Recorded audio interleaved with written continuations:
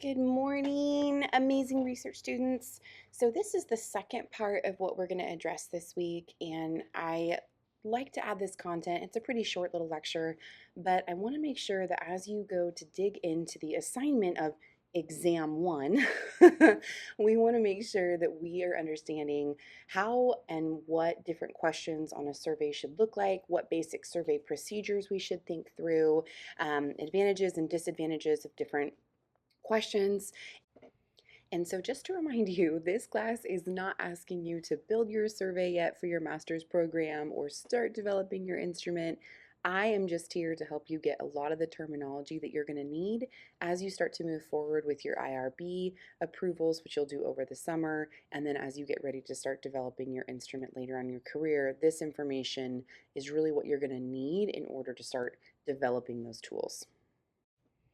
So, survey procedures are often referred to as instruments or surveys or the data collection procedure, especially when we start talking about quantitative projects. We can see surveys used in qualitative with maybe some more open ended questions, but a lot of the surveys I'm going to show you to start with this morning are going to be what we would refer to as quantitative surveys or instruments. And so we need to understand that when we talk about surveys in the academic world, there are lots of ways that we can use these tools, not just for write a thesis or a dissertation. And so I'm going to show you a couple examples of surveys I've used both in the classroom, one of which was actually the start of my master's program survey, and then we actually transformed it into using it with more, I guess, more items would be the best way to put that, so that we could collect more data on students. And then the other survey is the one that I use both in my professional career with a curriculum I'm currently developing out there for consumers and business owners asking for feedback. And so surveys are a really powerful tool in education if you know how to use them correctly, and something that even if, once you get done with this huge big push of your master's program, you may want to use these tools down the line for different things in your classroom with students or parents or FFA programs or feedback on different things with faculty. So just keep that kind of in mind, that this isn't just for the master's program. This is a skill set you can use far further down in your career. The evolution of a survey takes very specific steps as we go to either develop it or utilize a survey that has already been created. And so as you're looking at this slide, you're going to see kind of the process we need to move through. And it's kind of like the research process. We need to start with step one and move through all the way to the end, and follow that procedure every single time so we can help, defend our validity and reliability down the line. So the first part of an instrument is selecting the instrument that you want to use. So in my case, I needed to create mine for my master's program because I was looking at something very, very specific. Other times you might be able to take a survey that's already out there and just, replicate it, make it work for your situation. And what's cool is that can actually allow you to apply the results to multiple maybe locations or districts or demographics when you do utilize a survey that way, but some projects you're going to need to create it. The second big part of this process, once that has been developed, is IRB approval. And this has to happen before anything else with that instrument can move forward. Without IRB approval, we do not have the campus permission to do any style or type of research with humans. That's vital, okay? And IRB approval tends to take a long time. They're very picky about what will be approved, what won't. We want to change things, give you revisions, tell you why it's not being approved. And so it's a hefty part of the process.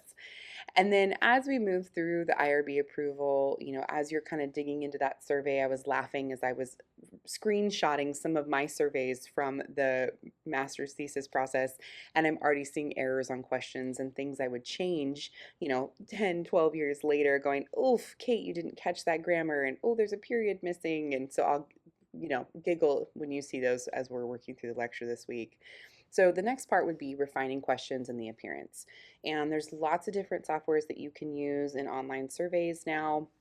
You've got everything from Google Forms to, different Microsoft softwares now. You can use things like Qualtrics.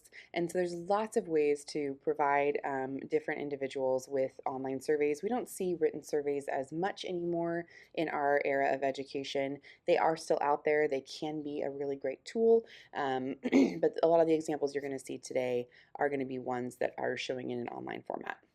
So as I work on those questions and I'm really paying attention to appearance, I want this survey to look professional because it's kind of like an interview, right? When I send this survey out, if the first thing that in participants see are errors or it doesn't look good or it doesn't look professional, they're actually just going to be dissuaded from wanting to take that survey. And so we want to start off very strong, great sentence structure, great grammar, great appearance, make it look inviting. You'll notice I kind of picked colors for my different themes depending on what I was working with. And then we want to notify participants that we're sending that survey out. So we could do that through email, phone calls, in person, and we want to administer that survey once we've notified them that it's being sent out. And then we need to communicate why this is so important to them. What is the value that they're getting from this process? Because oftentimes, right, as humans, we want to know the why. Why do I care about this? Why is it important? Why am I spending my time doing your survey when I could be doing something else, right? And then as we move forward in the process, we want to send out reminders, preferably somewhere between 2 or 3. Dillman is kind of an expert in the survey world and really recommends at least 3 reminders to participants to complete that instrument. And then as we are, taking in that data, I'm going to show you kind of the back end of some of my surveys because it's a lot of material. We want to start analyzing it, right? Coding it, getting it implemented into whatever statistical software we're going to be using. And then from there, we're going to be able to make some recommendations. So, if this is a pilot study, which I had to do for my actual grad research, we might need to take some of those recommendations, fix the survey, right, and then move into our actual official project. Or if this instrument has already been kind of evaluated, it's run through a pilot study, we've checked it for validity and reliability, we're feeling really good with the results that we're seeing, then that data that I've collected may start being where I start to create some recommendations. And so from my survey here at Chico State, my recommendations were, hey, we've seen a shift in demographic. We've seen a shift in age. We've seen a shift in gender.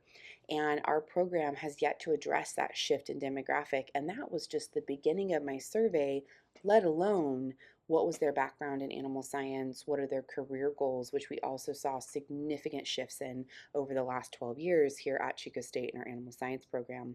So those recommendations are really going to be built off of the data we're collecting on these surveys. So generally on a survey instrument, we're going to see 3 styles of questions. We're going to see open-ended questions, we are going to see multiple choice questions, and we are going to see some type of Likert scale questions.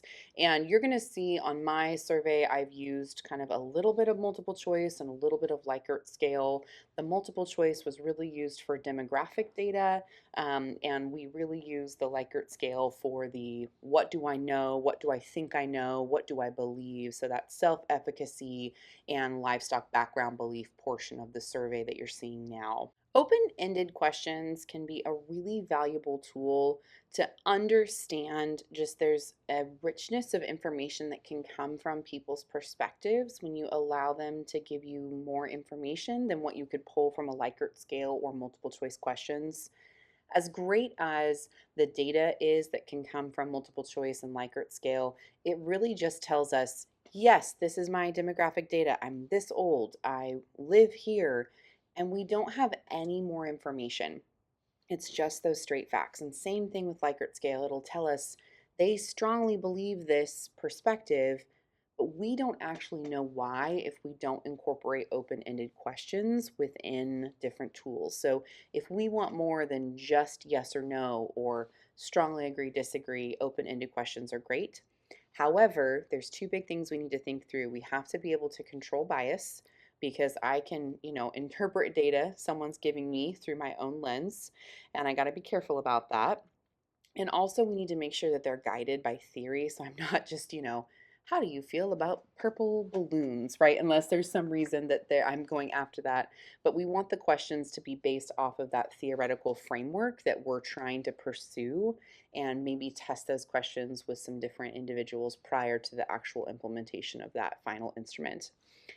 We also want to make sure that we've looked at the reliability here, and then just knowing again, it's more than a number, right? It's more than that kind of quantitative statistical data we talked about with descriptive statistics.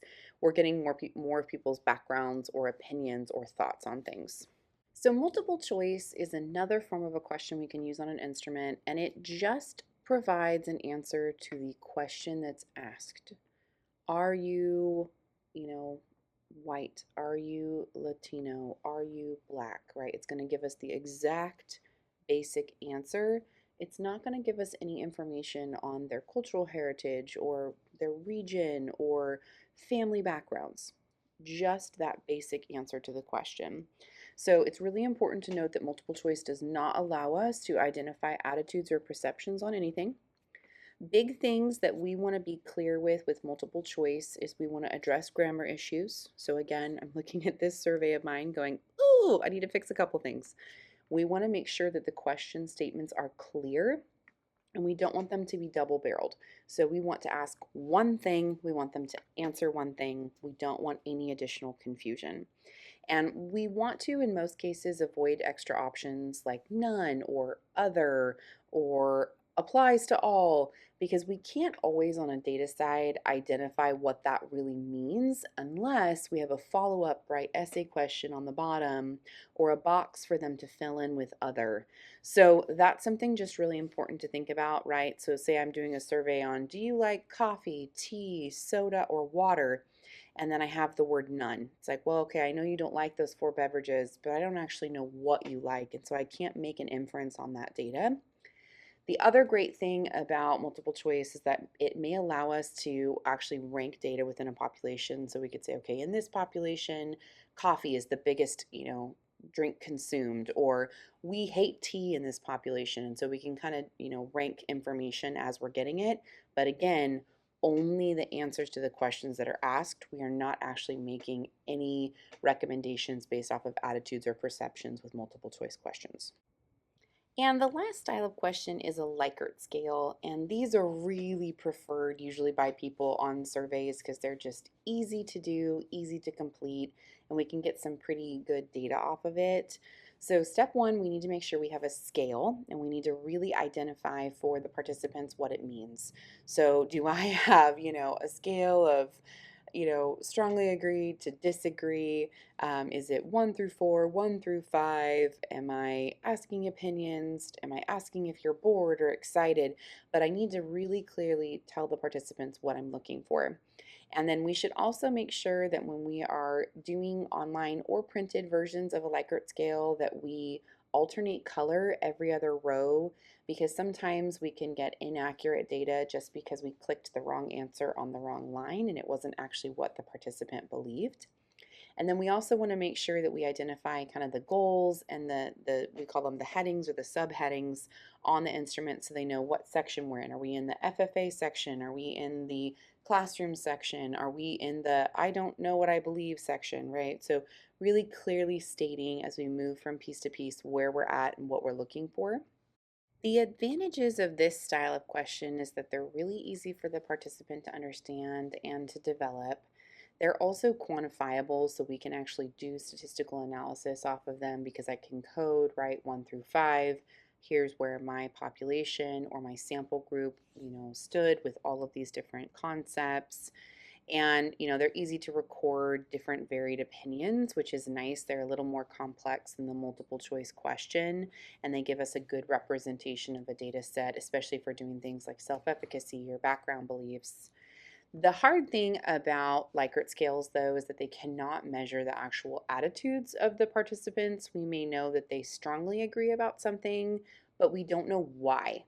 The other thing we need to really pay attention to is that answers can also be influenced by previous questions or previous surveys. So we just need to kind of pay attention to that on an accuracy, validity, and reliability side.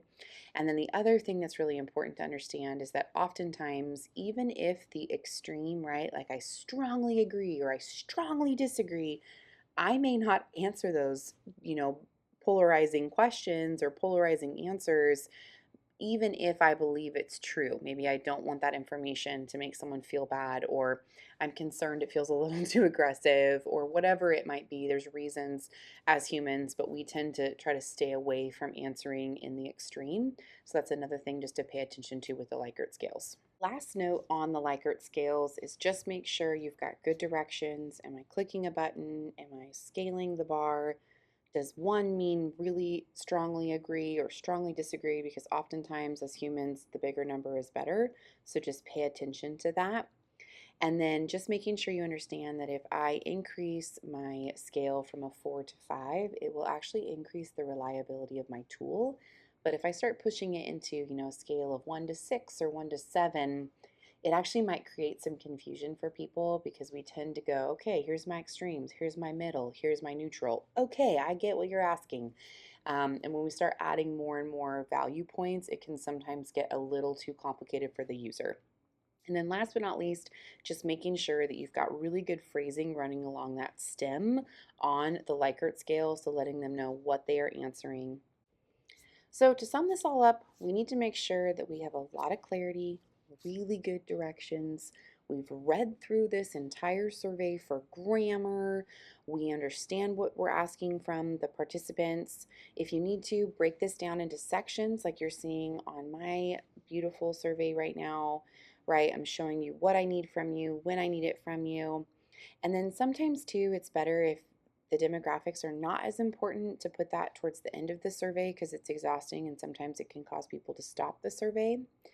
Make sure you're telling them thank you for all of this explanation, all this work that they're giving us, and then just making sure to keep those surveys under 25 items. Keep them simple, keep them clear, keep them short. You may want to bring in some table formatting here and there, depending on if you're doing a, actual written survey versus an online survey. So if you're using a Word document, make sure you're building questions within tables. Don't just tab things over. It really jacks up the format when you're trying to print. And then again, just basic things, right? Use complete sentences. And then make sure too that you are asking, participants equal numbers of positive and negative responses, right? Like I strongly agree versus I strongly disagree. And you can recode for that when we get into the analysis portion. But that helps us understand if there's any other, you know, preferences towards something or they believe something positive versus negative about the topic, and that can really help clarify data. And just make sure, unless you have like kids in the classroom who have to do the questionnaire for points, that we avoid long questionnaires because honestly, out in the real world, they're not going to take them. They're going to get halfway through and stop. And it just can complicate trying to get information from different people groups.